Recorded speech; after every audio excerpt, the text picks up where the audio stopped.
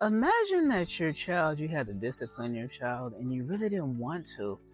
And you were sitting there after you had to discipline your child. Maybe you hit them or you started yelling at your child. And it really just was a discipline that you didn't normally do.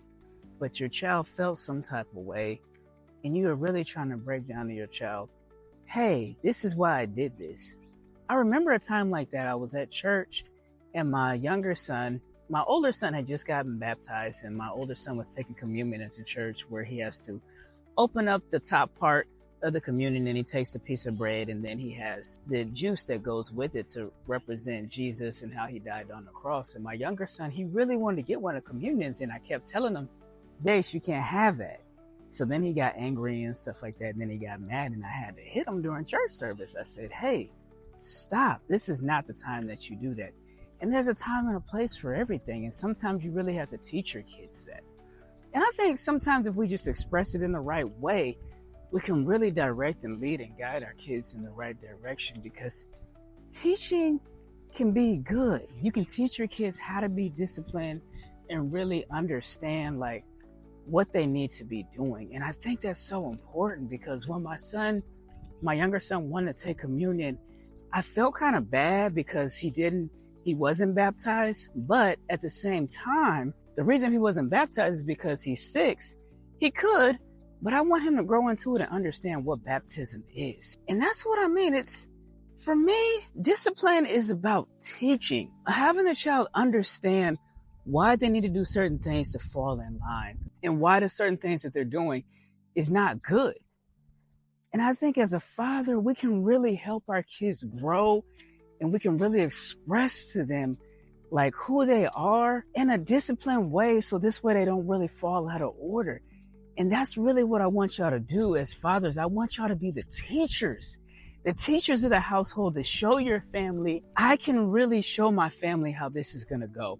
I can teach my son, I can teach my daughter how to grow as a person. I can teach my son or daughter how to build that legacy so it goes on forever from one child to the next child. And that's what I want y'all to know, is teaching is a discipline. Learn how to do it over time. And another thing you want to do is you always want to stay calm. And I'm amazing at that. I'm so good at staying calm.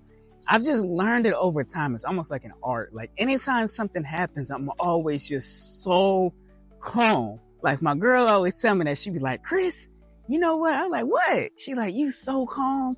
Like, you don't ever get flustered. Nothing bothers you. So anytime something happens with my kids, I remember even this one other time, my younger son, he had fell down and then he like scraped his knee up. It was a little bit of blood, but it was like little droplets. It wasn't that big. So he's like, Dad, I scraped my knee. And so I'm like, okay, well, just sit down, sit down here. I'm going to get a towel. I'm going to wipe it off. We're going to be okay. And then I wiped it off and stuff like that, because I got to give him a hug and stuff. He's just, like I always say, he's just more sensitive.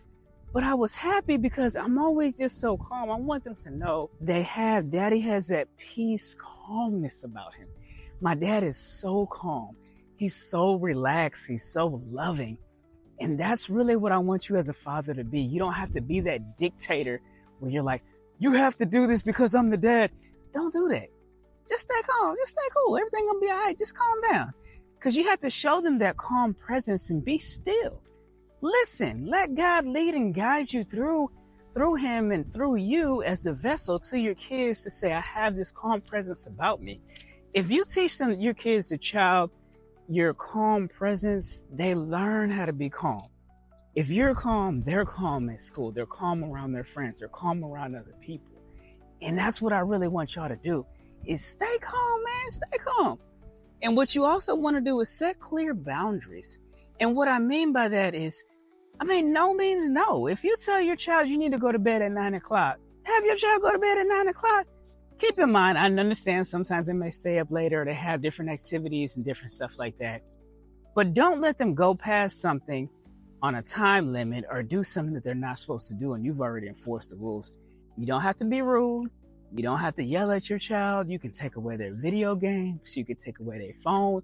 And a matter of fact, so my ex-wife does that like all the time. Anytime something happens with the kids at her house, she always takes away the phone, or she'll take away a game, or she'll take away like the PlayStation or something like that.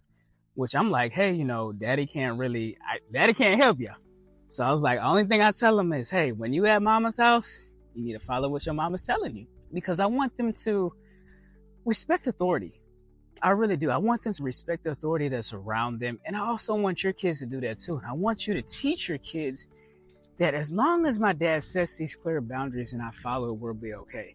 Now, if they step outside of that boundary, they need to have consequences. That doesn't mean you got to yell. You don't have to fuss. You don't have to fight. You don't have to do none of that.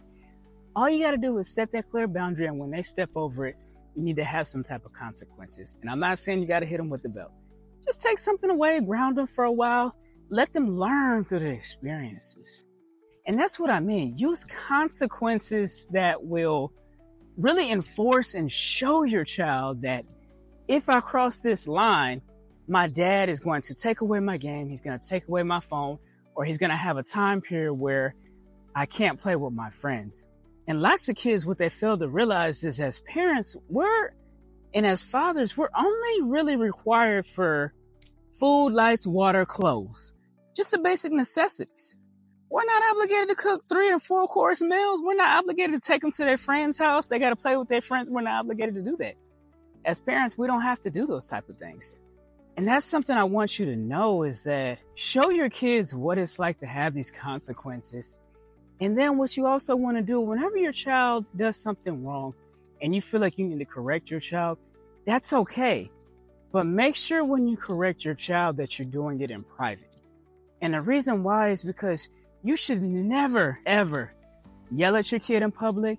You should never, ever call out your kid in public. Just pull them to the side or pull them to a private room that's nearby, preferably even the restroom if you're out of the restaurant, or if you're at like Walmart or something. What you want to do is you want to pull them in there and just talk to them and say, hey, just look them in their face and say, hey, stop doing all this stuff that you're doing, hitting people, acting crazy, yelling. You don't have to hit them with the belt. Just explain to them, we're not doing this. Stop. Because not only are you embarrassing yourself, you're also embarrassing me. And you need to let you know that.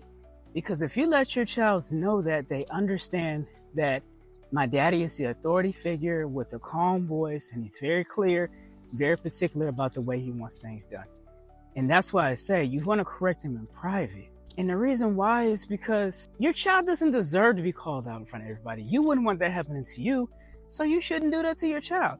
Just tell them you need to quit doing this because this is not the right and appropriate place. You shouldn't be doing whatever it is that you're doing that's bad anyways, yelling or cussing in public or anything like that. You shouldn't be doing that. And overall, it's just not right. So stop what you're doing because we're in a public place. And then you also want to explain to your child, like, why. You needed to explain to your child and say why you're doing what you're doing. And what I mean is, if you're taking away their games, or you're taking away their phone, or you're taking away any type of electronics and stuff, what you want to do is you want to say, okay, I'm taking away your PlayStation. Do you understand why? Sometimes they understand why. Sometimes they don't. So with that being said, what you want to do is, I'm taking away your game because I told you to get off the PlayStation and you played 30 minutes over. So then you take away the PlayStation or you take away their phone and say, there's a time limit on this. I'm going to ground you, whether it be a day, a couple of days, whatever it is. So then you ground them. And the reason why is because they deserve that, because they need to know in life there's consequences for their actions. And that's what I mean. Just correct them.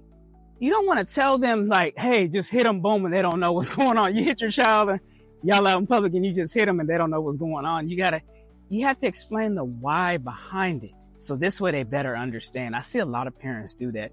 They'll take their kids to church and different things like that, but they won't say why. Hey, I want you to follow God, follow his direction, follow his dominionship. And this is why. The reason why is because we're on earth to establish dominion and really tell people about the love of God and stuff. But they never really explain that. So always make sure that you're explaining in the correct tone and pitch, and also just explaining the situation in the correct way. This way your child is able to understand. And lead by example. I do this all the time. And I caught myself one day not leading by example. I don't remember specifically what it was, but I was eating in another room. And normally I don't eat in the other room. So then what happened was I was eating there, and then my oldest son goes in there and then he starts eating in there too. I said, why are you eating in here? I saw you doing it. I was like, dang. And I just shook my head because I don't normally do that. But at that time I was just really hungry. And then when I saw him doing it, I was like, okay, he normally don't do that, but how could I be mad? Because I was doing it. So then I just was like, okay, I was doing that too. So I really couldn't be that mad. And I understood, okay, I really got to make sure I'm setting a really good example. So that's what I mean when I say like setting a good example. And I think it's just really important to do that, because if you don't and you set a bad example, what's going to happen is that once you set that bad example, they're going to start copying you. So this is why I say, make sure you're setting the right example for your kids, because once you set that example, you're going to be the exemplifier to where they can watch you and know, hey, I need to do what my daddy's asking me to do because he set that good example. So always watch what you're doing. Really always do that. So remember, we have to get this content out. We got to like, we got to share, we got to subscribe, we got to get it out, because it's all about the fathers all over the world. That's what we got to do. So remember, get the content out. Peace. I'm out.